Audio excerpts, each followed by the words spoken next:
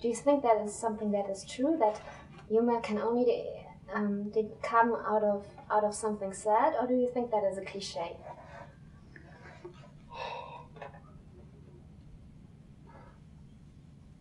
I know that Wittgenstein believed that the most serious and profound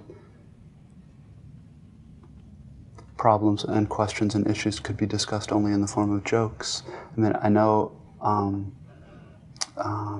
in U.S. lit, there's a tradition from about the 50s and 60s called black humor, which is a very kind of sardonic, sad type of humor. I'm grasping for something interesting to say in response. I think probably sometimes it can be, and sometimes it isn't. There are forms of humor that offer escapes from pain, and there are forms of humor that transfigure pain a little bit. 2 opening credits. 1, 2. A man walks into his house, probably from a long day at work, and the first big thing he does after getting home is check his landline to see if anyone's left any voicemails. But no one's called him. So he does it again.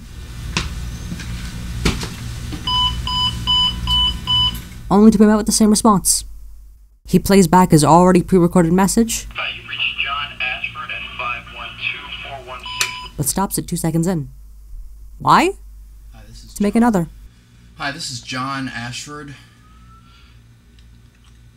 This is John Ashford at 512. Hi, this is John.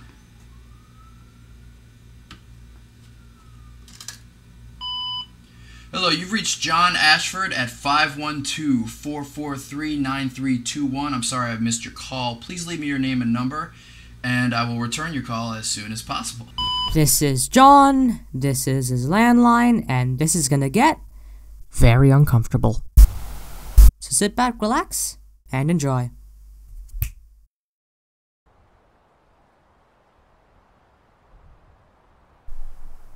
Hello there. My name is Adam, and you're watching Kabuki, a show that just started. Yep, this is episode 1. It's happening. Right here, right now. With or without you. Welcome to your new hyperfixation, boy. And trust me, this one's gonna last longer than the last one. Or it won't. I don't know. For our first subject of discussion, I'd like to talk about the short film by the Duplass brothers Mark and Jay, and This Is John. Spoilers if you haven't watched it already, which you should, but if you don't wanna, you're a lost cause and I can't help you. Born out of a feeling and moment Jay had felt the weeks prior, they shot the short film on a literal potato and sent it to Sundace Film Festival as a joke, but ended up starting their careers from it. We submitted it to Sundance as a joke, and I can't believe we're standing here.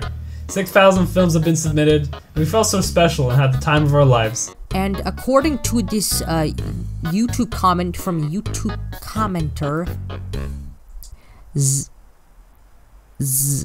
Zakiatita9071 at the start, Mark said this was the worst audio Sundance has ever had in their festival to this day. I looked a little bit and I couldn't find any other thing that said that other than that YouTube comment, but I mean, it's believable enough. I don't believe it though. Okay, enough preamble, let's just get into this thing already. Let's start from where we left off, right at the beep of the landline. A thing I'd like to note is that after the first attempt, the beep that is heard isn't entirely diegetic, instead now a tool that is then, for the rest of the film, used to cut seamlessly between shots. It's a good tool, which is why I used it in the cold open, and I will use it again. Thank you, Duplass Bros. On his second try, he pours himself a glass of wine and curses at his too late thank you, before defeatedly taking a sip. Another failed attempt leads to him listening to one of them. Hey, this is John Ashford. I'm sorry I missed your call, but if you leave me your name and number, I'll get back to you as soon as humanly possible. Thank you. Before eating something white. I don't know, but he sure put it in his mouth. Either way, 4th try, 5th try, failed again. It's John Ashford.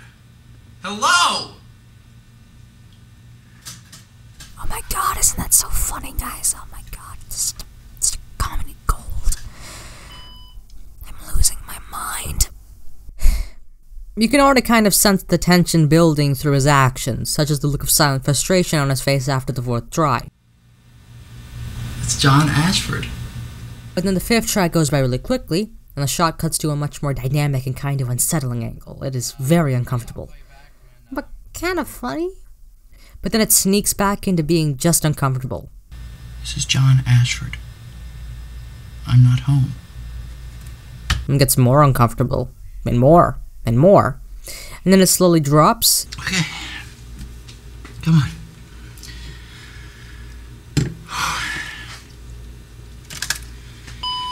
Hi, this is John.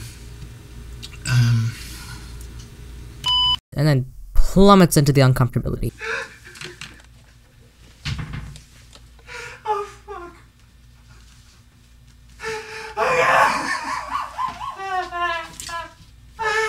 I'm sorry. It's just, man, I don't think I should be saying this, man. Too well acted. I'll be honest, when I first heard about this from the local Scriptman video, hi Lucas, I thought it would be more like a horror thing, you know, because, I don't know, when I first heard, like, the synopsis he gave, that's what my mind went to. And now after watching it so many times, my thoughts, well, they stay kind of exactly the same. Well, not exactly the same. It's more like a horror comedy, I guess. Also, I really do like when he says, "I'm not home," to the landline, and then immediately cuts to him crying, saying, I don't want to stay here anymore. I want to go home. It's so ironic. Man, Mark knows how to act well, I'll tell you that. Then after that, a hard cut to a new shot, a pep talk, and the final attempt. You're going to press this button once. And after you're done, that's your message, okay? So, let's buck up here and fucking bite the bullet and make this happen, alright? I know you can do this. So let's just, come on, okay? There's nothing to be afraid of. Here we go.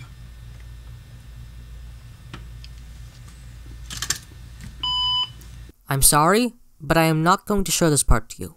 It is too meaningful a moment to be ruined and spoiled. You need to go watch this yourself. Roll credits. I feel seen here.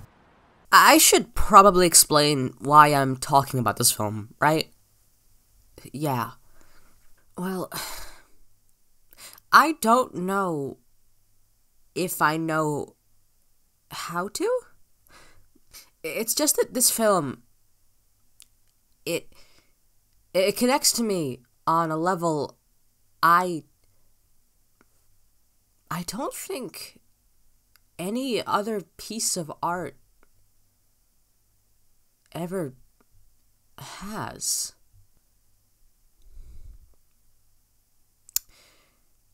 Let me put it like this. I just realized I've been calling it a film and not short film this entire time. Oh, God, darn it. It's that feeling you get when you're overcorrecting on something that's probably perfectly fine, but you just feel that something's off, and then you go too far and you've ruined it now, but then you keep on going, and you keep on going, and you keep on going, and it doesn't work, it just doesn't.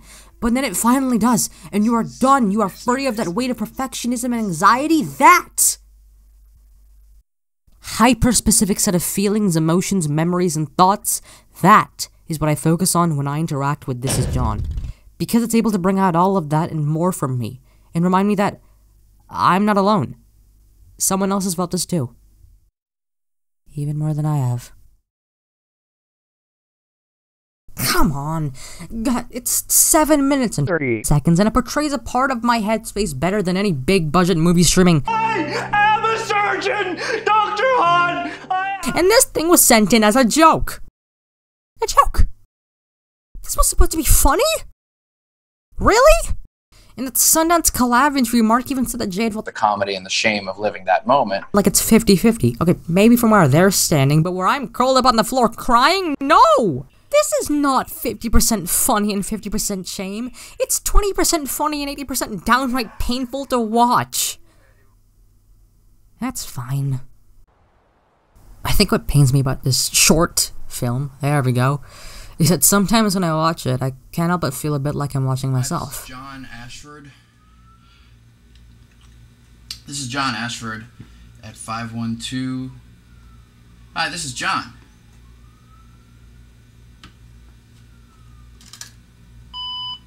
Hello, you've reached John Ashford at 512-443-9321. I'm sorry I've missed your call. Please leave me your name and number, and I will return your call as soon as possible.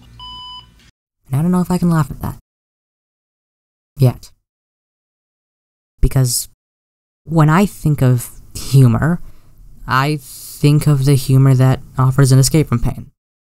This is rather humor that transfigures pain. A little bit. Yeah. That's at least how I see it. And that's all there is to say. My name has been Adam, you've been watching Kabuki, and I'll see you in the next one. Until then, remember, if you try, you can do anything.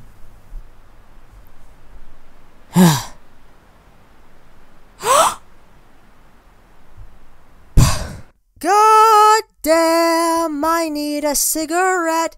Anything for me to excuse my weighted chest. I have lots of growing left, so please call me on it. But in the end, I think we could all be more honest. So I just might be more effort than I'm worth. I guess I can't blame you, but I can't say it doesn't hurt. Won't say I'll make it up to you, but what I know for sure is I'm thankful that you ever happened.